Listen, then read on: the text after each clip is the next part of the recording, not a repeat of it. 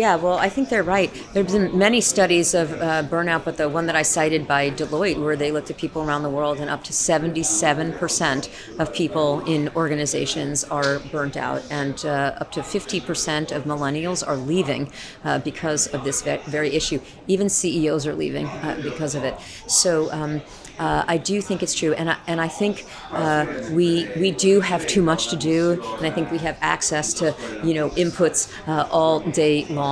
So I do think there's a matter of there's just too much going on in our head, and we can get burnt out. But actually, that's not actually what's going on with burnout. Burnout doesn't come from having too much to do. Burnout comes from having too little power. And so I think that what's really going on is we're in this crisis of perceived powerlessness. And that's what is causing people, if you actually know about how burnout works, is that it happens because we use a rarely used part of our brain that gets activated only when we repeatedly experience that we can't control situations. So this is why when people feel that they can't get heard, or they don't feel seen, they don't have a fundamental experience of safety, or they can't fix problems that they're facing every day, but they don't feel empowered, to do so, or they can't get clarity on who's supposed to be doing what work, and so we end up doing rework. These are the kinds of things actually that cause burnout. So I think if you're a leader in an organization and you're trying to prevent burnout, I would really be thinking of optimizing for your people to be in their power, to have a sense of self-efficacy, to feel that they have control over, their own experience, the things that are important to them. And actually, this isn't just my opinion. This comes from research that McKinsey did. They studied burnout and well-being all around the world. And they found that the number one predictor of people being in good mental health and physical health, they called it holistic health, like kind of well-being, they found was this sense of self-efficacy. When people felt like they had a sense of control in their workplace environment. So I think if you're a leader who wants to keep your people high performing and out of burnout, that's what I would be doing.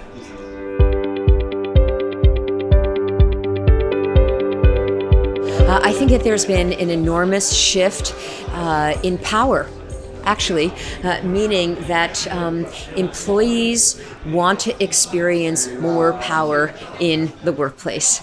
And when they don't, they burn out. Let me say more about that. So I think as a leader that you want to be paying attention to the quality of the experience, not only just, what are my people's performance indicators, so that you want to get to know them more as people and be able to support their goals and their career advancement aspirations. You want to have a sense of what your actions, how it's impacting them. So if you make a decision in which they have no input, but it's really going to impact them, especially in a negative way, it's your right as a leader to make a decision. But if it's impacting them and they just feel like, this is bad for me and I have no control over it, they're going to start to shut down. They're going to start to go underground. You're going to start to not see the best in them.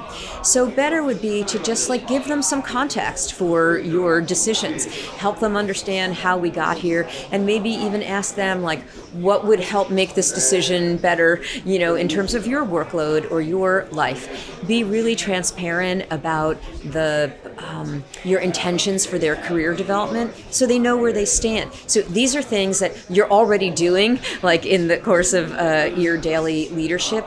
Be intentional about them. Really understand that your people want to have a sense of control, and they want to be included, and they want to feel that they belong.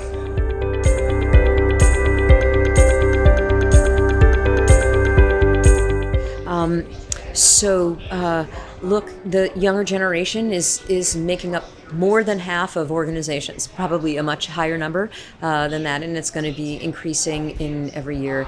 And the younger generations bring a newer set of priorities.